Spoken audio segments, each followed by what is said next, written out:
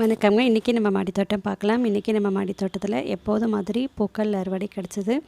பூக்கள் மட்டும் இல்லைங்க, ஒரு பூச்செடியிலேருந்து விதைகளும் சேகரிச்சிருக்கேன். அந்த விதைகள் சேகரிக்கிறதையும் நான் இந்த பதிவோடய சேர்த்துருக்கேன் பாருங்கள்.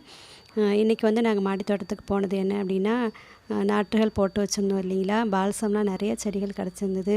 கத்திரி நாற்றுகள், தக்காளி நாற்றுகள் இதெல்லாமே இருந்துச்சு. அதெல்லாம் கொஞ்சம் நடவு பண்ணலான்ட்டு போனோம். ஆனால் நாங்கள் பார்த்த வேலை வேறங்க. ஏன்னா வந்துட்டு பெரிய பெரிய செடிகளாக இருந்ததெல்லாம் கொஞ்சம் வாட்டமாகிடுச்சுங்க, மழை பொழிவு இல்லாதனால.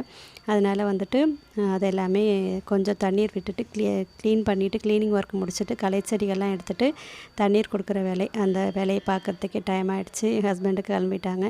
அதனால் அந்த வேலை நடவு பண்ணுற வேலையை இன்றைக்கி செய்யலைங்க. பாருங்கள், இன்றைக்கி வந்துட்டு அழகழகான பூக்கள் பாருங்கள். எல்லாமே ரோஜா பூக்கள்லாம் பேபி பிங்க், பன்னீர் ரோஸ், கொடி ரோஸ்லாம் இருந்தது. இந்த எல்லோ டெய்ஸி பாருங்கள், அவங்க ஒரு வாரம் ஆனாலும் வாட மாட்டாங்கங்க, அழகாக பூத்துட்ருப்பாங்க. பட்டன் ரோஸ்லாம் இன்னும் கூட மலரணும், நல்லா மலர்ந்தால் அழகாக இருக்கும்னு சொல்லிட்டு பறிக்கல. இட்லி பூக்கள் பூக்க ஆரம்பிச்சிருக்கு பாருங்கள், ரெட் கலர், அதுக்கப்புறம் எல்லோ கலரில் நிறைய மொட்டுகள் வச்சுருக்கு. அதுக்கப்புறம் வந்துட்டு என்ன விதை இன்றைக்கி சேகரித்தேன் அப்படின்னா, கல்வாழைங்க. கல்வாழை வந்து அழகாக ரெட் கலரில் பூக்கும் இல்லைங்களா, அதில் பாருங்கள் விதைகள் வந்து இப்படி தான் இருக்கும். ஒரு இதில் 3 விதைகள் கிடச்சிதுங்க இன்றைக்கி. இந்த விதைகள் பார்க்க எப்படி இருக்கும் அப்படின்னா, அந்தி மல்லியோட விதைகள் மாதிரி தான் இருக்கும், மிளகு மாதிரி. ஆனால் இது கொஞ்சம் நல்லா வழவழப்பாக இருக்குங்க. அந்தி மல்லியில் கொஞ்சம் சொரசொரப்பாக இருக்கும், இது நல்லா வழவழப்பான விதைகளாக கிடைக்கும்.